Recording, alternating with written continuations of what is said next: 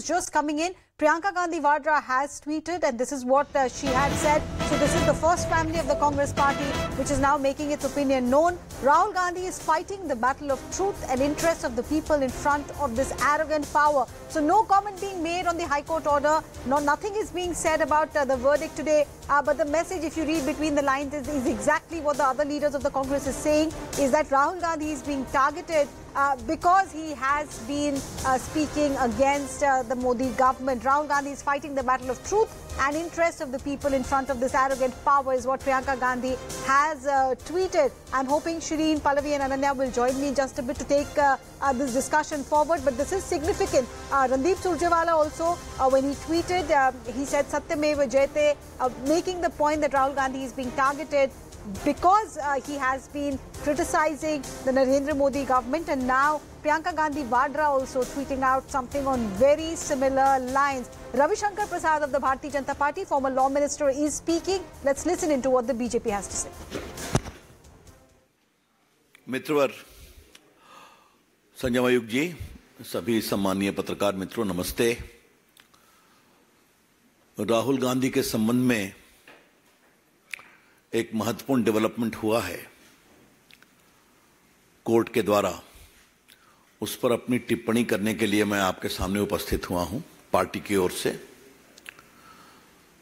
राहुल गांधी ने 2019 के चुनाव में एक टिप्पणी की थी कि सारे चोरों के सरनेम मोदी क्यों होते हैं। आपको पता है कि मोदी सरनेम अधिकांश पिछड़े और अति पिछड़ी जातियों का होता है देश भर में, और यह घोर रूप से आपत्तिजनक टिप्पणी थी। कायदे के मुताबिक उनको माफी मांगना चाहिए था, कि स्लिप ऑफ टंग हो गया, लेकिन माफी मांगना तो उनकी फितरत में नहीं है।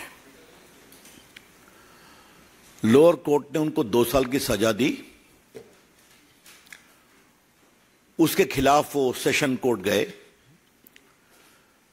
सेशन कोर्ट ने उनको बेल तो दे दिया, लेकिन कन्विक्शन को स्टे नहीं किया। और आपका कन्विक्शन स्टे नहीं होता तो आप 2 साल की सजा है तो आप सदन के सदस्य नहीं रह सकते, और बाद में वो कार्रवाई हुई, आप जानते हैं। इसके खिलाफ वो गुजरात हाई कोर्ट गए, और गुजरात हाई कोर्ट में अभी उनकी कोशिश यही थी कि हमारा जो कन्विक्शन हुआ है उसको स्टे किया जाए। ट्रायल कोर्ट के फैसले के खिलाफ मेरिट पर उनका मामला सेशन कोर्ट में पेंडिंग है, ये थोड़ा समझना बहुत जरूरी है। तो उन्होंने ये आग्रह किया कि हमारे कन्विक्शन को स्टे किया जाए, और आज गुजरात हाई कोर्ट ने बड़ा ही विस्तृत ऑर्डर दिया है, और उन्होंने उनके इस प्रेयर को रिजेक्ट कर दिया है। बाकी टिप्पणी तो जजमेंट हम देखने के बाद विस्तार से आपको बताएंगे, आपको भी मिलेगा, अभी लोड नहीं हुआ है। लेकिन जो वहां जानकारी मिली है, कोर्ट ने कहा है इनके खिलाफ लगभग 10 मामले चल रहे हैं, इसलिए कोई रीजनेबल ग्राउंड नहीं है स्टे करने का।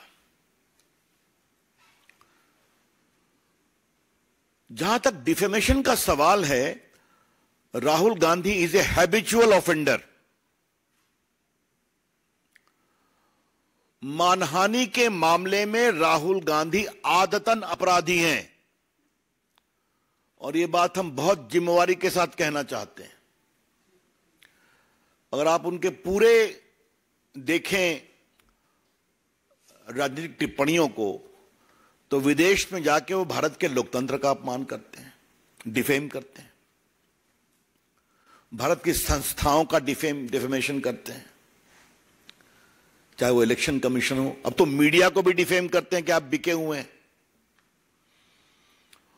और सबसे तो उसका रोचक पक्ष ये हमें मालूम हुआ कि उनकी जो प्रेस थी, एक तथाकथित कांग्रेस का समर्थित पत्रकार को उन्होंने भाजपा का कार्यकर्ता बता दिया।